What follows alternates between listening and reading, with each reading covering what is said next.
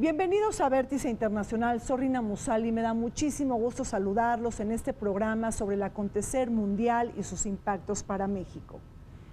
Iniciada la séptima ronda renegociadora del Telecán del Tratado de Libre Comercio de América del Norte, ponemos nuestra mirada en esta cita decisiva y determinante que marcará el futuro económico y comercial de la región.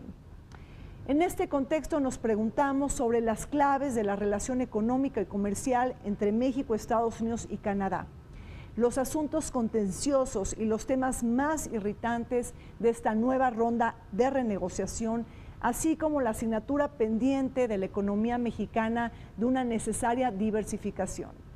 En la segunda parte de este programa, un recuento legislativo de carácter internacional, así como les presentamos entrevistas y comentarios especializados en materia de migración y fronteras. Acompáñenos.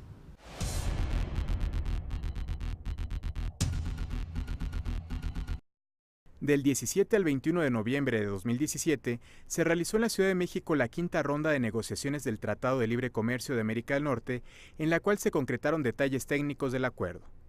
Por su parte, la sexta ronda para la modernización del Telecán, celebrada el 23 al 29 de enero de 2018 en Montreal, Canadá, concluyó con un capítulo sobre anticorrupción que incluye la tipificación de diversos delitos que habían quedado pendientes, regulándose aspectos críticos como la integridad de gobiernos y funcionarios, la responsabilidad de las empresas y los mecanismos de colaboración entre los Estados miembros.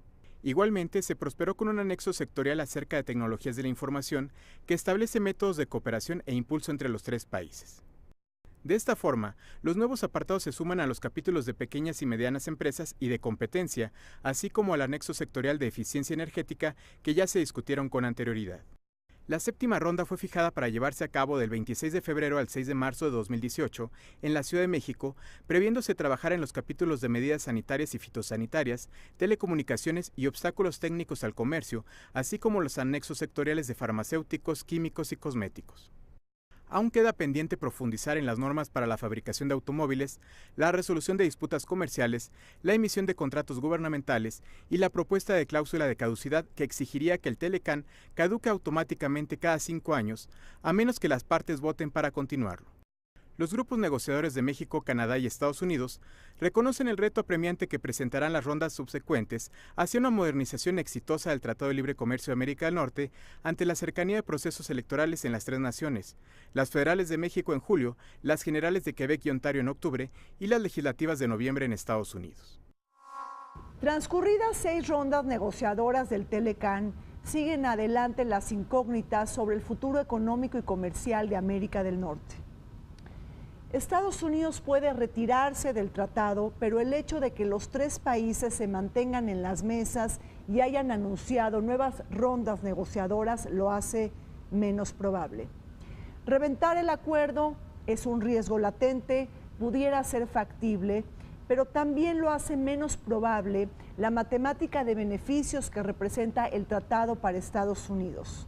Empresarios, legisladores, alcaldes, gobernadores y una serie de activistas han acreditado los atributos y las bondades y fortalezas del mismo tratado.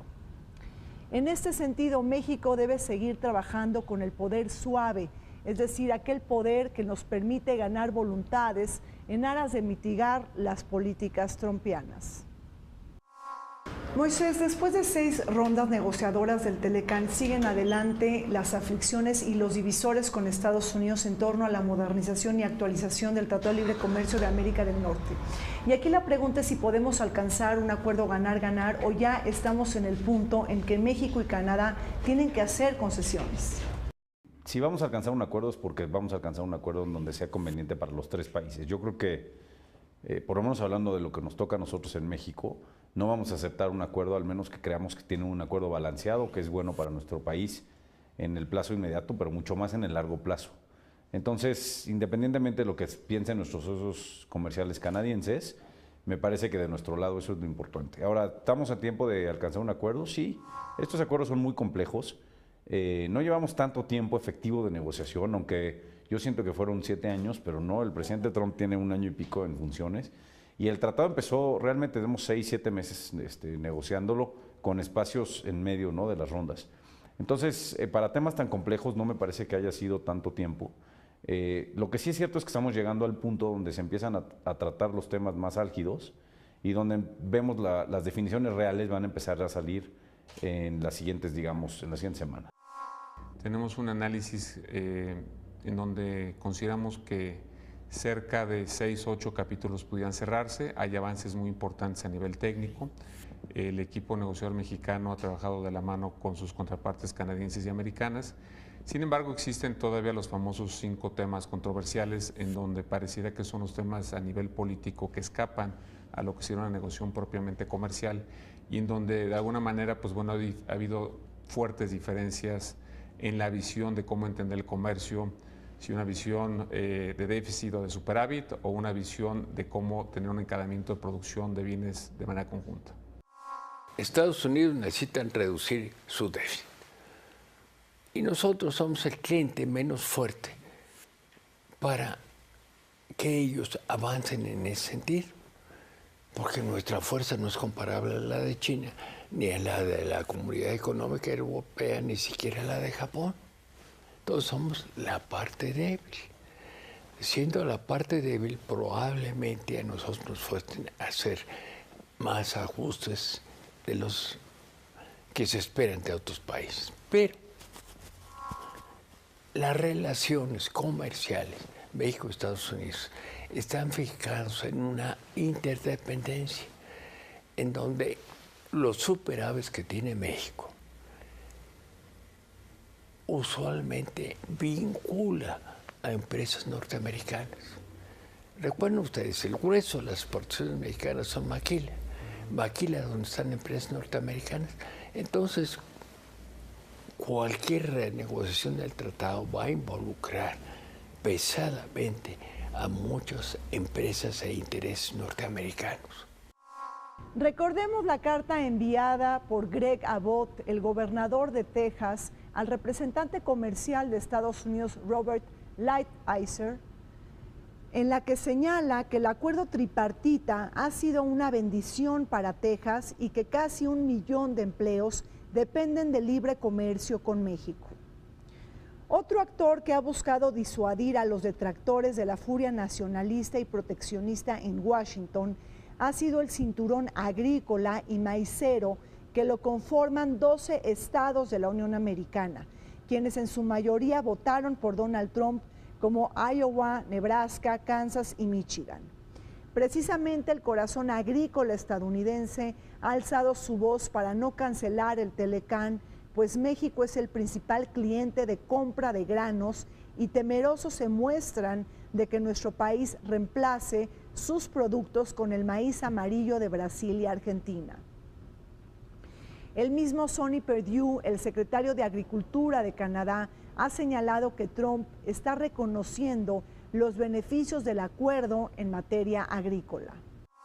Hablando un poco de la necesidad de flexibilizar posturas, Estados Unidos también tiene que ceder, es decir, gobernadores, empresarios, legisladores, activistas y sobre todo este cinturón agrícola en Estados Unidos, el cinturón del maíz, que muchos votaron, estados que muchos votaron por el Partido Republicano, que están pidiendo y defendiendo el Telecán. Lo que se ha planteado como punto de partida es lo que hemos logrado en estos 25 años. Mucho ha cambiado la región de América del Norte, especialmente México, y es una potencia manufacturera, pero también es una potencia agroalimentaria, no solamente en términos de expansión, producción, exportación, pero también como comprador. México es de los principales compradores de granos de Estados Unidos, y si tú recuerdas, una buena parte del sector agroalimentario en Estados Unidos, la American Farm Bureau, ha sido muy vocal en términos de la importancia de mantener el tratado, no recientemente, sino desde que Trump insinuó esta posibilidad. El año pasado el sector privado tuvimos 250 reuniones de cabildeos. De esas 250 reuniones, por ejemplo, bajamos primero de la parte más general, digamos muy conceptual de quiénes eran las gentes del Partido Republicano. En la parte que vamos hoy es precisamente donde tú hablas. ¿Cuáles son los actores del famoso Rust Belt, llamado, exacto, que tienes ahí a Michigan, Ohio, Pensilvania y Wisconsin, que esa es la parte, digamos, manufacturera. Y del otro lado, en el sector agropecuario, tenemos principalmente Nebraska, Ohio y otros estados en donde la verdad es que hemos avanzado muchísimo. Hemos visto 33 gobernadores americanos de 50, y esos 33 gobernadores les llevamos una hoja con datos duros de cuánto es el comercio que tienen con México, cuáles son las empresas que exportan, qué compran, qué venden, y a la hora de que lo ven en frío, se dan cuenta que son sus empleos, que son sus empresas, que son sus impuestos los que están jugando, y ha sido una fuerza muy importante, la fuerza de los gobernadores. Lo que ellos pretenden es cambiar la fórmula, como se calcula el dumping, dentro de un periodo de tiempo de una región para nuestros productos frescos o perecederos. Que virtualmente lo que está diciendo es, tengo celos de que en México se pueda sembrar y cosechar todo el año porque tienen una ventaja climática, y así pueden ser un país muy exportador, Estados Unidos, por las ventanas de oportunidad de los mercados, a cambio de que en Estados Unidos solamente se puede producir ciertos productos en una estación, ¿no? Entonces sería tanto como aceptar que nuestros productos no puedan ir a Estados Unidos en ciertos tiempos. Para nosotros es totalmente inaceptable. Ese es uno de esos grandes no, ahí no hay margen de movimiento. Hoy somos una potencia alimentaria y exportando cada vez más productos. Hemos cambiado del tomate, ahora vamos en el aguacate, luego vienen las berries y vienen otros productos en camino. Entonces sería casi aceptar que nos estén limitando las exportaciones. Entonces es un tema simplemente que no está. Estados Unidos tiene un enorme potencial, son potencias agrícolas los estados sureños de la Unión Americana y importan, pero exportan mayormente a países como México. Nosotros tenemos la calidad de importadores de los productos agrícolas norteamericanos. Eso es una visión que debemos tener muy clara. Por otro lado, también tenemos la calidad de exportadores de los productos agrícolas, el aguacate, por ejemplo, el tomate, el jitomate mexicano, que tiene mucho éxito en la Unión Americana. De esta manera, pues, si nosotros vemos el principio del discurso de la simetría en los beneficios o el déficit comercial, podemos decir por principio de cuentas que no solo debemos atender la cuestión numérica, sino la cuestión de los efectos del beneficio comercial per se. ¿A qué me refiero con esto? Que el valor de los productos en este momento tienen un mayor valor de venta los productos por efectos de exportación norteamericanos que los mexicanos, por principio de cuentas. Nosotros hemos dejado el campo mexicano y entonces tenemos ya no una suficiencia alimentaria plena. La diversificación económica y comercial de México y Canadá está molestando a Washington. En este carril se anota la visita que realizó Justin Trudeau a China a finales del 2017, en donde se anunció la intención de negociar y firmar un tratado de libre comercio entre ambos países, dos naciones que han sido amenazadas por la política comercial proteccionista y nativista de Donald Trump.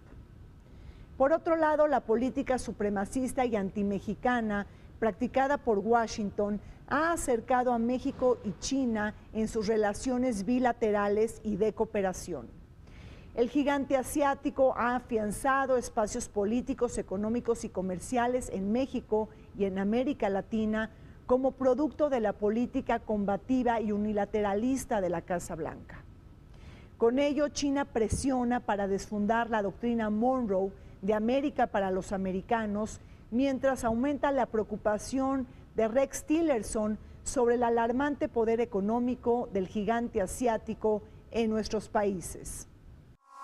Lo que se está poniendo en la mesa es que, cuando menos entre los estados fronterizos, incluyendo los municipios de manera específica del lado mexicano, del lado estadounidense, los condados o organizaciones que ellos tengan, que del lado mexicano, las zonas fronterizas, dice fronterizos incluyendo Canadá, pero obviamente está direccionado al mercado, a la franja fronteriza mexicana, se privilegie la compra de productos americanos. Y en la elaboración de productos, las materias primas sean de origen americano preferentemente o estadounidense. ¿Qué se está haciendo de manera indirecta? Limitando la participación de productos terminados o de insumos de origen chino o asiático. Entonces ellos tienen un problema con un competidor de peso completo, ese es China, y de manera indirecta están queriendo limitar sus entradas, las entradas de ese competidor a través de esas medidas en contra de la economía mexicana. Ante los vacíos dejados por Donald Trump, China ha entrado de lleno en el terreno del comercio internacional. México y Canadá, dos países socios de Estados Unidos en el Tratado de Libre Comercio de América del Norte, se han visto golpeados y han padecido la decisión unilateral de Donald Trump de abandonar el TPP o el Acuerdo de Asociación Transpacífico. En ese sentido, China busca vincularse más y acercarse más a muchos países de esta alianza comercial. Recordemos lo que ha dicho el presidente del Consejo de Relaciones Exteriores, Richard Haass, que el mandatario estadounidense ha hecho que el mundo sea seguro para la influencia de China, o bien la frase de John Ikenberry, quien también señala que Estados Unidos, como el país más poderoso del mundo, ha comenzado a sabotear el orden internacional que él mismo creó. Ante un mundo cada vez menos estadounidense, México debe de intensificar todos sus esfuerzos para diversificar su economía y su comercio internacional. Y se ha visto que además en los temas de política y de seguridad, los chinos y los norteamericanos han coincidido. Por eso es que no han abierto estas discusiones de presión comercial. Primero porque estarían en una igualdad de condiciones, no así como está pasando con México, particularmente con México, donde la asimetría hace que se tomen estas posturas que más parecen aspavientos, como lo estamos viendo, que realidades. Que no significa que no puedan dejar el tratado, pero el dejar el tratado tampoco significa que la economía mexicana se va a colapsar o las finanzas de México se van a deteriorar a tal grado que nos lleve a un crack financiero. No, esto no necesariamente es así, sí habría un cambio, pero no en el sentido que se ha planteado. Ya tenemos nosotros relaciones firmes con Asia, con China, estamos fortaleciendo con Europa, tenemos otros tratados de libre comercio con países de América Latina, con Chile, por ejemplo, con mucha pujanza y crecimiento de este tratado comercial. Me parece que es más una oportunidad que una amenaza.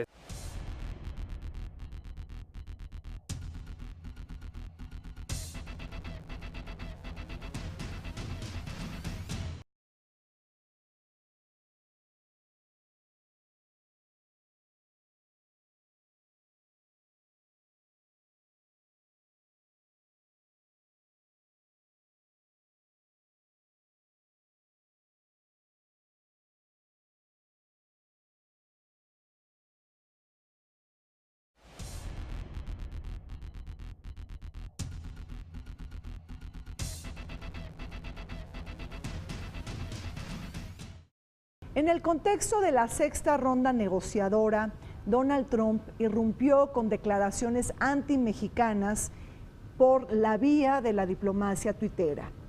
Ahí relacionó directamente la construcción del muro fronterizo con México y la continuidad del acuerdo comercial, así como señaló que México era el país más peligroso del mundo. Las balas de su estrategia negociadora para desfundar y debilitar a su oponente y responder a su base electoral. Sin embargo, esta fue la primera ocasión que Donald Trump vinculó directamente ambos temas, la construcción del muro fronterizo con la continuidad del acuerdo comercial, pero también advirtió que de una u otra manera México pagaría la construcción de esta barrera física. Esta fue la primera vez que Donald Trump vinculó los temas del Telecán y el muro fronterizo y advirtió que México terminaría pagando de manera indirecta los costos de esta barrera física.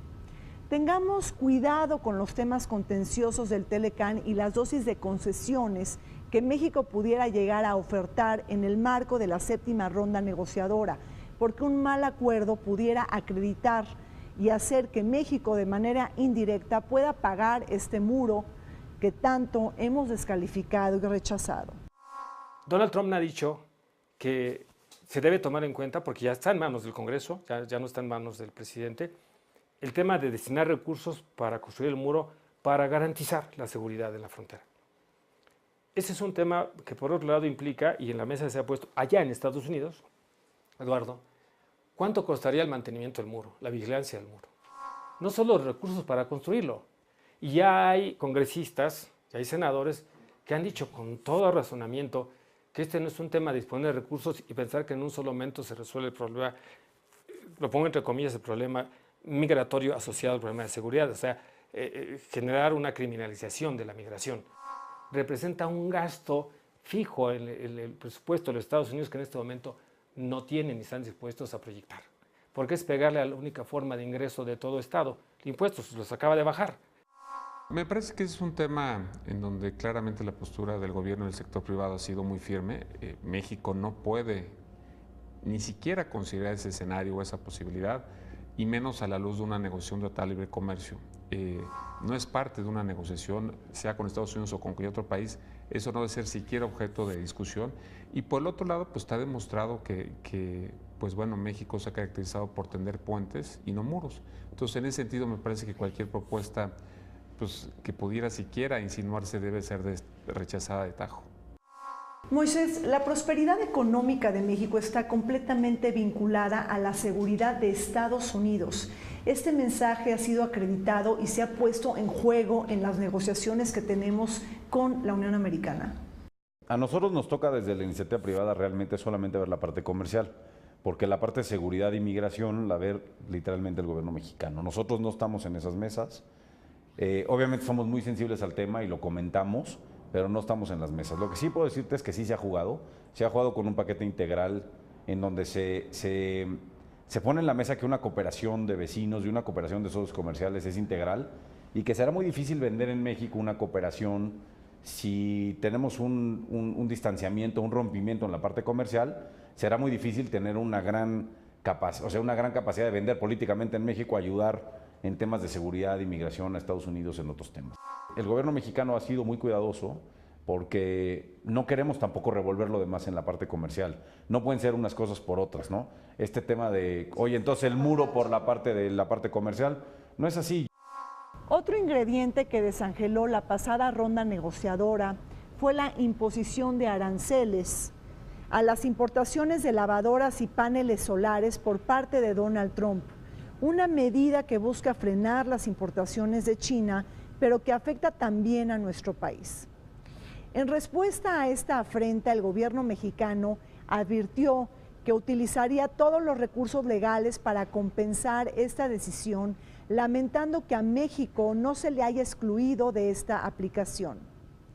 Este ambiente de agresión penetra también en los temas más ríspidos del tratado. Por ejemplo, continúan sin cerrarse capítulos controversiales como reglas de origen para el sector automotriz, los artículos de solución de controversias para el comercio y la inversión, así como la llamada cláusula sunset o de extinción del tratado. Pese a que ya existen entregables en 10 capítulos de los 30 existentes, la séptima ronda se antoja decisiva y definitoria sobre el futuro de América del Norte. ¿Cómo estás mirando todo este tema de la imposición de Estados Unidos a las importaciones de lavadoras y paneles solares? Esta era una medida directamente relacionada con China. ¿Por qué a México Estados Unidos no lo excluye de esta medida? Bueno, ahí habría que distinguir los procesos, ¿no? Uno es el proceso de modernización, renegociación del NAFTA, y otros son los procesos de remedios comerciales o de investigaciones en donde pueden culminar con la imposición de cuotas compensatorias por dumping o subsidios.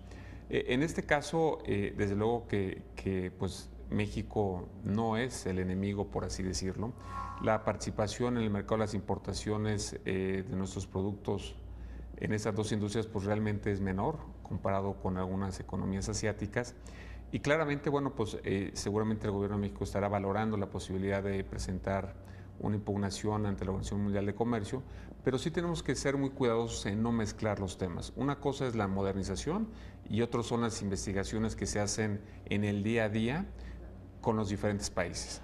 El capítulo 11, que es el que se refiere a la posibilidad de establecer un panel arbitral en caso de algún acto presuntamente expropiatorio de alguno de los tres estados, pues también es fundamental, porque las señales que das al sector privado de los tres países en el largo plazo es fundamental en el sentido de que las inversiones que hagas van a estar protegidas, van a tener una señal de largo plazo y van a tener un ambiente de negocios favorable para seguir atrayendo inversión. Entonces también ese es un tema que nos parece fundamental.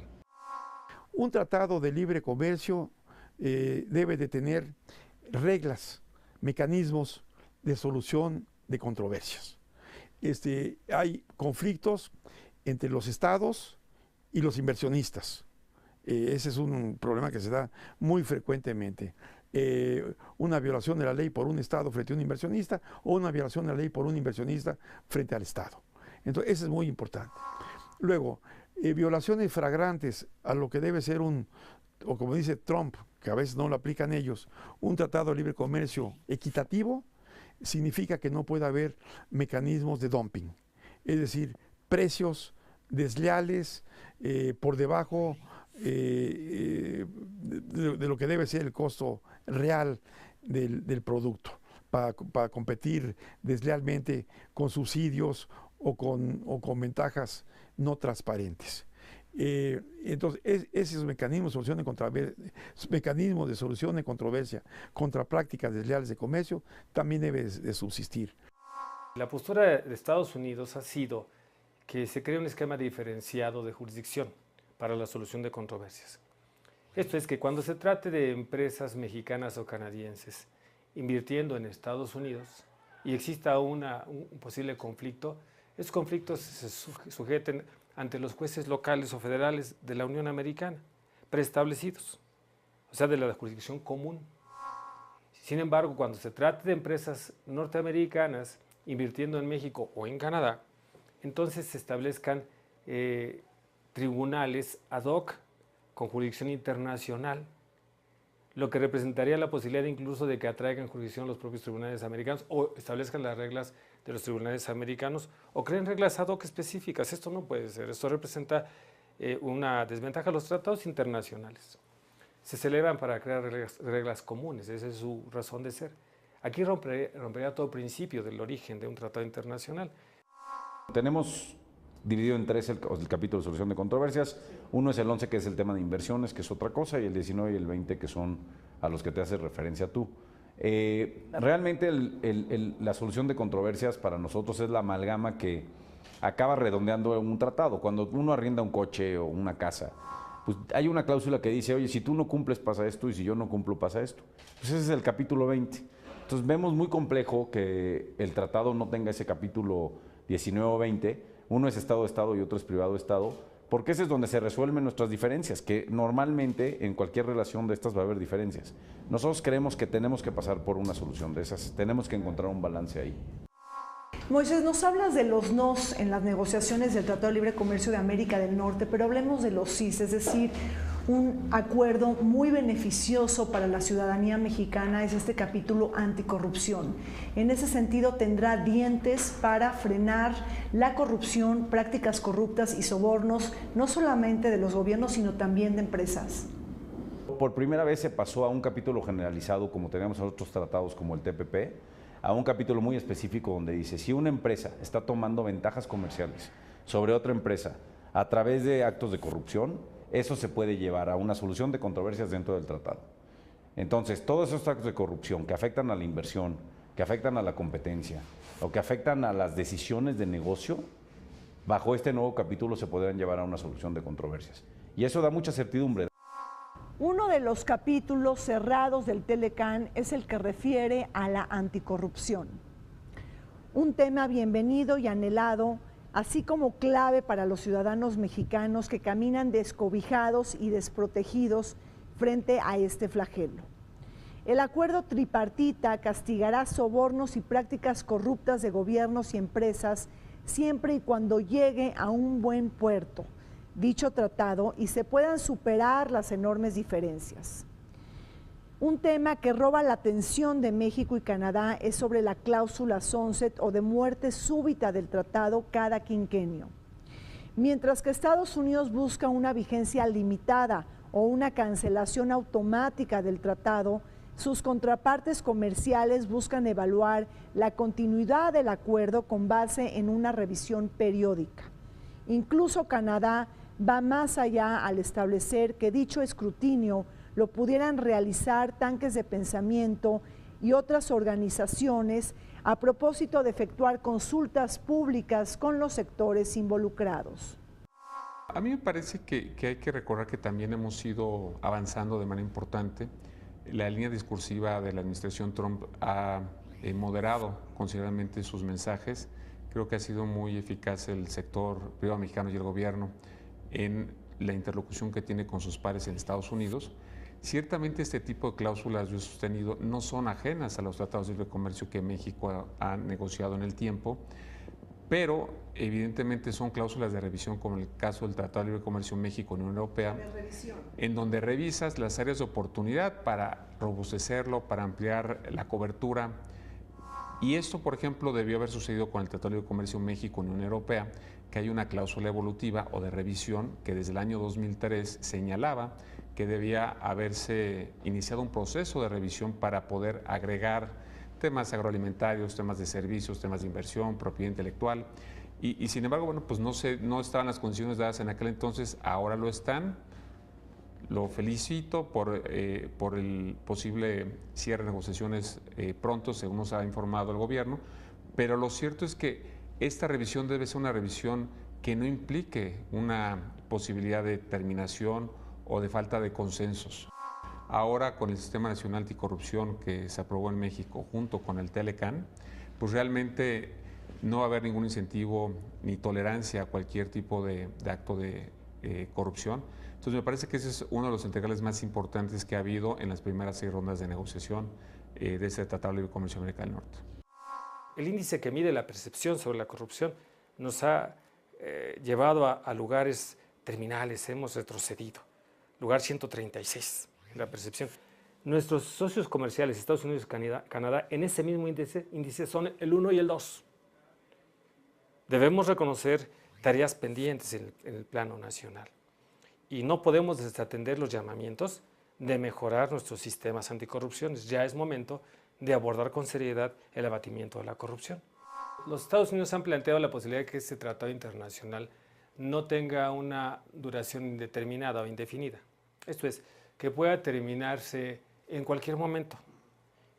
Por periodos de 5 años es lo que han puesto en la mesa, y que al terminar los 5 años se analice por parte de los Estados parte, Estados Unidos de modo particular, la conveniencia de continuar o no con el tratado o hacer las variantes correspondientes en el tiempo, ampliándolo o reduciendo en el tiempo.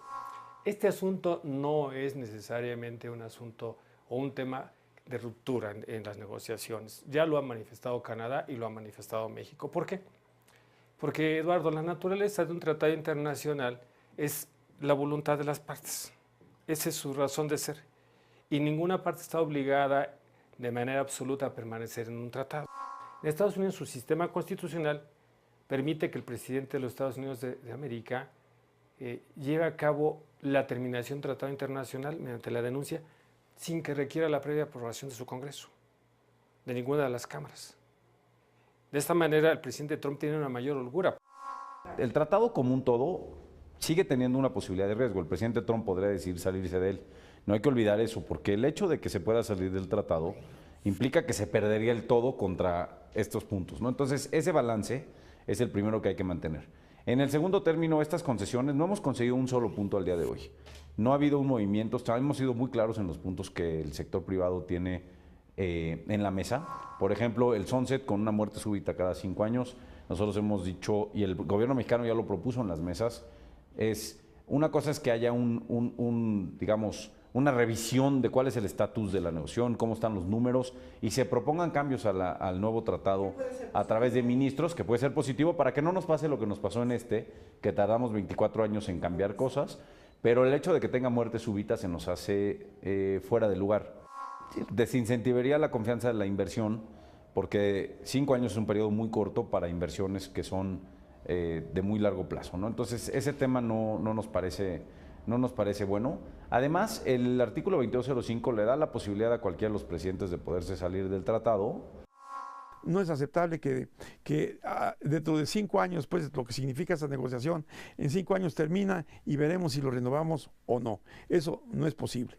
Las ideas que ha planteado México y Canadá de que lo que se puede hacer es una evaluación para ver cómo ha avanzado, qué cosas caminan, qué hay que mejorar, pero no sujetar esencialmente un tratado de 5 años genera todo tipo de incertidumbre, y lo que un tratado debe de lograr es que no haya incertidumbre.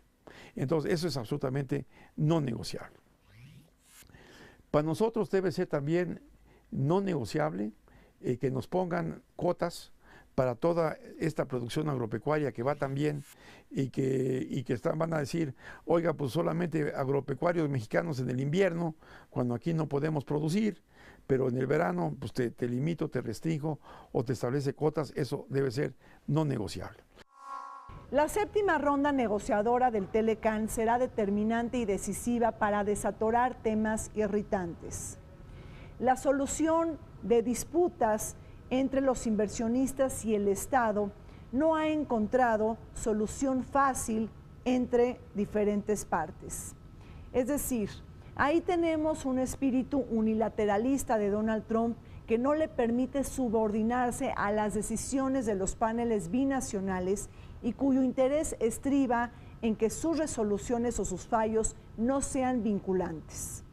En el caso de las reglas de origen, también existen avances nulos. Aunque Canadá ha presentado una nueva propuesta y una nueva metodología para calcular la regla de origen, esta ha sido desechada por el representante comercial de Estados Unidos.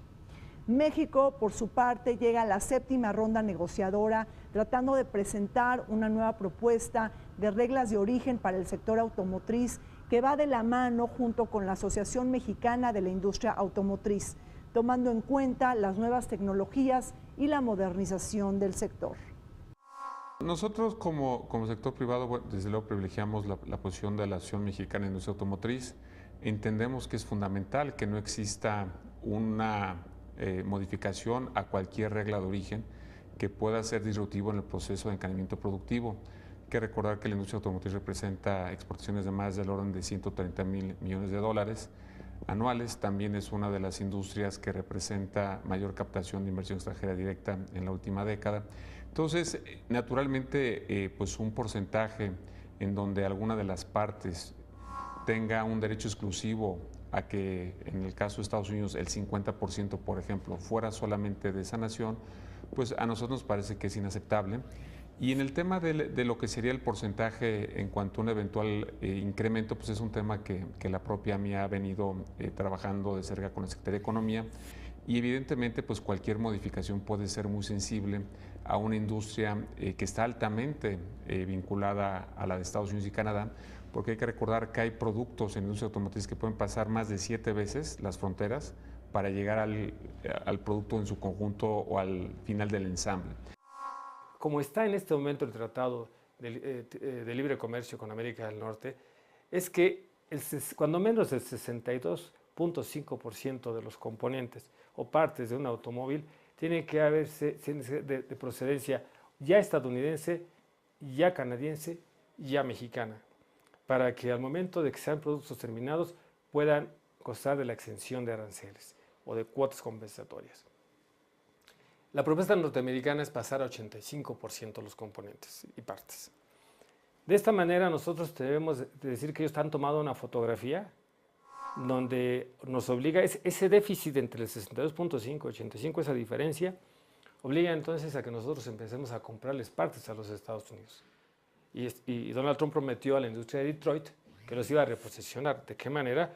Obligando con medidas proteccionistas, es una medida proteccionista a través de un instrumento internacional, obligando a que nos veamos en la necesidad de incorporar en adición piezas, partes y componentes a los vehículos terminados o sufrir las cuotas compensatorias, los aranceles.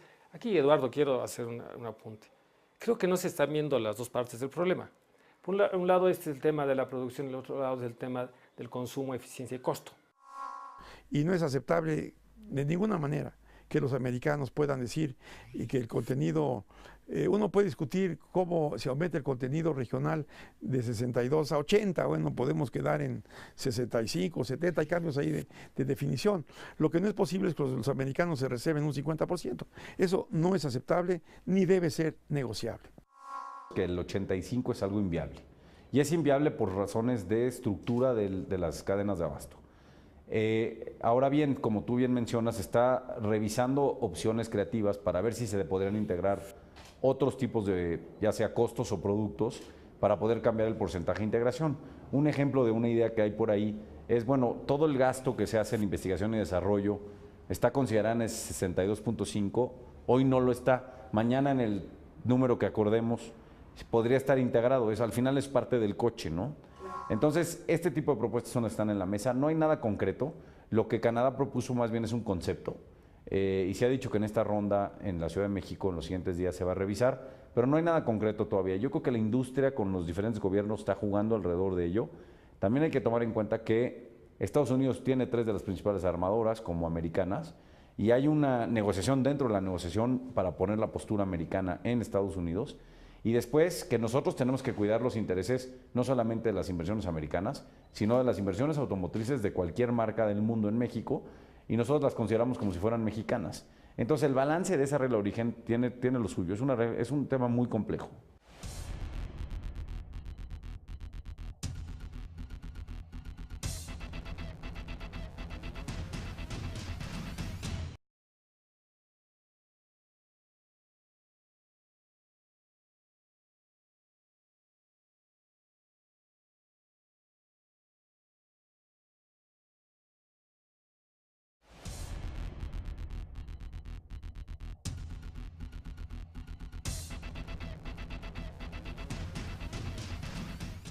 La asignatura pendiente de la economía mexicana frente al comercio internacional ha sido la divisa de la diversificación, una narrativa vieja y un anhelo tradicional que ha encontrado huecos a la hora de su materialización. Con una excesiva dependencia histórica de Estados Unidos y una serie de más de una docena de tratados de libre comercio que tenemos con el mundo, a México le ha costado mucho trabajo revertir el imán que nos ata a la economía de Estados Unidos, aun cuando tenemos una posición geográfica privilegiada, un peso demográfico creciente, nuestra vecindad con el país más poderoso del mundo, así como cuantiosos recursos naturales. Y es que en la jerga política y económica se habla mucho, y llevamos mucho tiempo hablando, de la necesaria diversificación de la economía mexicana. Sin embargo, esto se ha complicado más porque finalmente ganan las cadenas productivas, la interdependencia y la complementariedad que México tiene con Estados Unidos. México tenemos tratados comerciales con 46 países y somos parte de hoy el NAFTA que sigue vigente y que es el tratado comercial más exitoso y más importante del mundo. Yo creo que México la bandera que tiene es la bandera que hace 24 años tomamos una decisión de ir hacia el libre comercio y México ha logrado volverse un campeón de libre comercio. Estos tratados yo creo que solamente ratifican la voluntad de México de seguir en un proceso de apertura y de seguir en un proceso de apertura hacia el libre comercio. Las bases para una concesión recíproca, por así decirlo, no pasan por un tema de comercio de bienes, o sea, por el tema de reglas de origen o por el tema de aranceles, que ya prácticamente no hay aranceles entre México y Estados Unidos, sino más bien pasan por disciplinas de cómo fortalecer la protección de la inversión, cómo fortalecer las disciplinas vinculadas a temas como servicios, propiedad intelectual, áreas donde México pues, ha ido creciendo de la mano de la innovación y desarrollo, incluso desde luego el comercio electrónico que no existía hace 25 años. Entonces tenemos que ver cómo actualizar con la realidad en la región, en esta oportunidad y no tener una visión de los años 60 para actualizar o modificar este tratado. Al término de la Guerra Fría, ante el cambio de decisiones de la Unión Soviética posterior de su desaparición, nos trajo una tranquilidad al mundo, por un lado, pero por otro lado dejó a Estados Unidos en una serie de posiciones unilaterales, que por un momento tuvo como aliados a países europeos en estado de consolidación de sus desarrollos, Alemania, por ejemplo. No advertimos, o algunos lo habíamos venido advirtiendo, que en Asia se estaba consolidando una de las economías que en este momento es de las más sólidas del mundo. El hecho de que el concierto mundial y México tengamos la posibilidad de voltear los ojos hacia un lado, hacia otro, es una manera también de crearle un incentivo a Estados Unidos para que no se cierre. No es el único proveedor, no es el único receptor, no es el único que pone las reglas, y tampoco lo es China. Es una economía sólida. Tenemos la propia América Latina hacia abajo. Tenemos, obviamente, como hace un momento decías, la posición estratégica, geográfica, que debemos aprovechar. Podríamos renegociar con aquellos países donde tenemos los mayores déficits, como la Unión Europea, como China, como Japón. Pero esto va a tomar tiempo. Por lo pronto, si la negociación se pone demasiado desfavorable para México, esto nos obligaría a tomar medidas correctivas muy desagradables. Elevar más las tasas de interés, pero eso tendría consecuencias internas difíciles. ¿Qué otra cosa podemos hacer? Pues tratar de negociar y aprovechar los intereses norteamericanos involucrados con los intereses mexicanos para defendernos allá. México y Estados Unidos como socios, aliados y amigos ha sido la ecuación vulnerada por la llegada de la furia populista, nativista y proteccionista en Washington. En medio de las posiciones divergentes de favorecer políticas proteccionistas o aperturistas, México se ha abocado a abrir otras oportunidades de vuelo. Con la Unión Europea hemos sintonizado en modernizar y actualizar el acuerdo global, mismo que incluye la renovación del Tratado de Libre Comercio dentro del acuerdo global. La divisa de la voluntad política, la faltante en el Telecán, se toca con mayor holgura en el viejo continente. Esto no es ocasional. La sinergia viene por la cancelación de Donald Trump del Tratado Transatlántico de Comercio e Inversión con Bruselas y el zarpazo hacia el Tratado de Libre Comercio de América del Norte. Precisamente la voluntad política de ambos países ayuda a atajar las diferencias en las rondas negociadoras. Con Europa los temas sensibles se tientan en el sector agrícola, las compras gubernamentales, propiedad intelectual, así como la solución de controversias. Igual que en el Telecán, no se deben de marcar fechas fatales para un cierre, una negociación. La sustancia debe determinar los tiempos. Y claramente, bueno, pues los grandes temas que están todavía pendientes por acordarse son el acceso al mercado agroalimentario en Europa. México está buscando tener un acceso agroalimentario equivalente al que hay en el NAFTA, es decir, libre comercio. Y pues eso pareciera que es un tema complicado. Desde que entró en vigor el Telecuem, hubo prácticamente una liberalización plena de los productos industriales, más el mercado agroalimentario está prácticamente pues, muy limitado o protegido.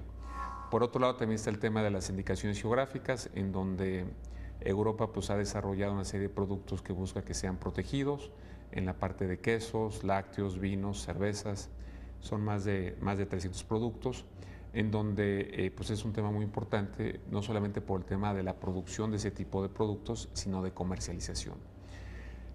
Hay otros dos temas relevantes, el tema de inversión, que está buscando cambiar el modelo que México ha seguido desde la entrada en vigor del Telecán, en donde estaría buscando seguir un modelo como el de Canadá y Unión Europea para tener un tribunal permanente para la resolución de controversias en materia de inversión. Y también tenemos conocimiento que Europa ha buscado tener acceso en compras de gobierno a nivel subfederal. México está ensanchando sus horizontes económicos y comerciales.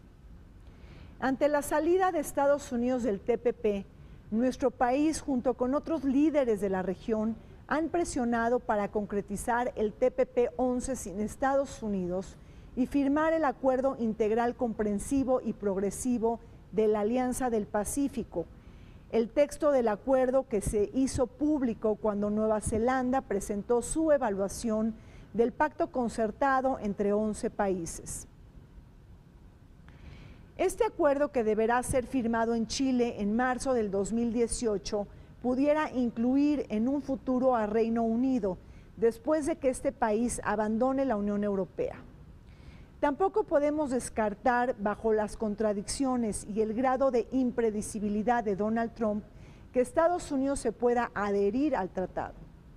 Por su parte, no olvidemos los esfuerzos diversificadores de la economía mexicana, su acercamiento con Brasil y Argentina para comprarles maíz amarillo y reducir la dependencia que sostenemos con Estados Unidos, así como la posibilidad de que Canadá, Nueva Zelanda y Singapur ingresen como estados asociados a la Alianza del Pacífico.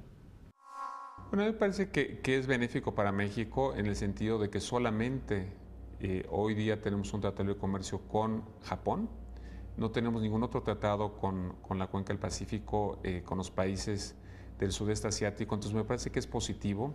El balance me parece que también es positivo en términos del sector agroalimentario, ya que se abre finalmente el mercado japonés a los productos mexicanos, con la diferencia de que Estados Unidos no va a competir por ese mercado en condiciones preferenciales. Entonces eso, especialmente a Canadá y a México, nos pone una posición de privilegio, insisto, en la parte agroalimentaria, y también nos va a permitir vincularnos a economías que son dinámicas y que están vinculadas en una buena parte al mercado chino. Entonces hay una posibilidad de que las exportaciones hacia el mercado asiático sean mucho mayores. Hoy día están concentradas especialmente en China, después en Japón y en tercer lugar Corea del Sur.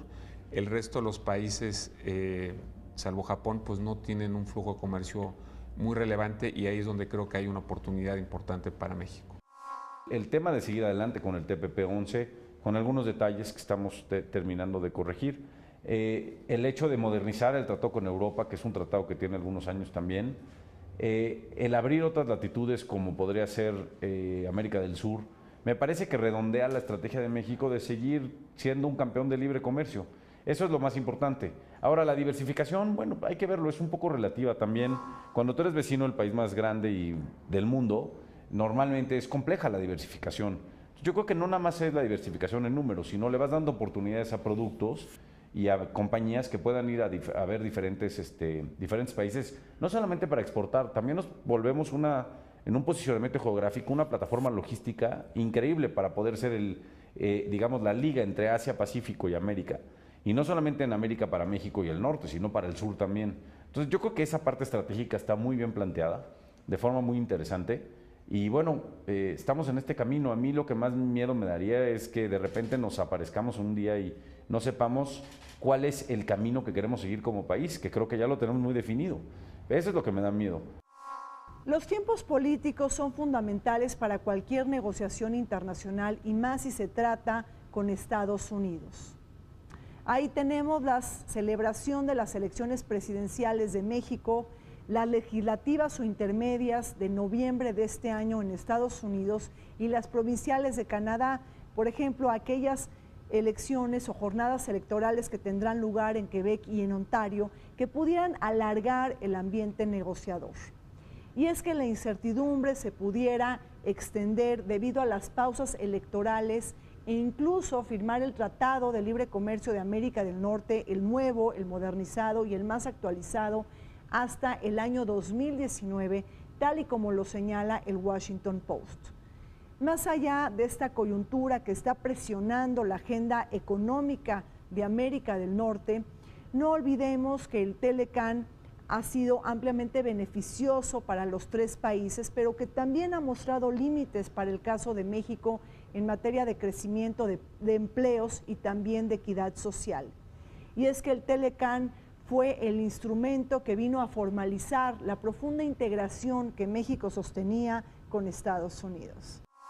Los desajustes en el comercio internacional tienen que experimentar alguna corrección. Por el otro lado, yo creo, y de estos hemos podido ver en el desarrollo, que la terminación anticipada del tratado no es un issue.